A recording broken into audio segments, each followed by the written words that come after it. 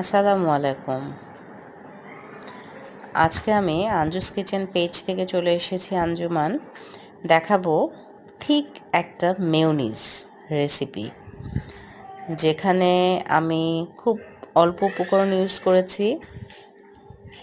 চিনি নিয়েছি 2 টেবিল চামচ, নুন নিয়েছি হাফ চামচ, রসুন নিয়েছি 2টি দেশি রসুন কোয়া ছেড়ে, 3টা ডিম, 3 টেবিল চামচ গুঁড়া দুধ নিয়েছি এবং নিয়েছি কিছুটা সিরকা। লেবু চাইলে লেবুও দিতে পারেন। আর লাগবে তেল, সয়াবিন তেল হাফ লিটার নিয়েছি। 3টে ডিম প্রথমে জুসারে দিয়ে দিব। 3টা ডিমের করলে মিনিমাম অনেক দিন চলে যায়, আমার প্রায় 1 মাসের মতো চলে যায়। এটা প্রিজারভেটিভ থাকে যেহেতু, এটা 1 মাসের মতো ঠিক থাকে। আমার প্রায় 25 দিন 30 দিন পর্যন্ত এটা ইউজ করতে পারি আমি। নুন দিয়ে দিলাম, রসুনের কোয়াগুলো দিয়ে দিলাম,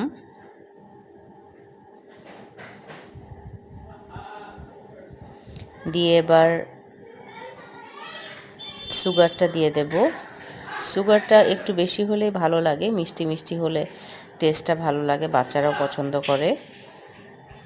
দিয়ে দিলাম গুঁড়া দুধ। স্লো স্পিডে কিছুক্ষণ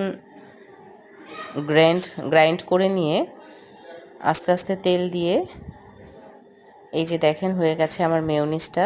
মোটামুটি ভালো একটা থিকনেস চলে আসছে, খেতেও খুব সুস্বাদু হয়েছে, সুন্দর একটা ঘ্রাণ বেরিয়েছিল। আমার ছোটো মেয়ের এটা খুব পছন্দ, আমি বাসায় এগুলো তৈরি করি।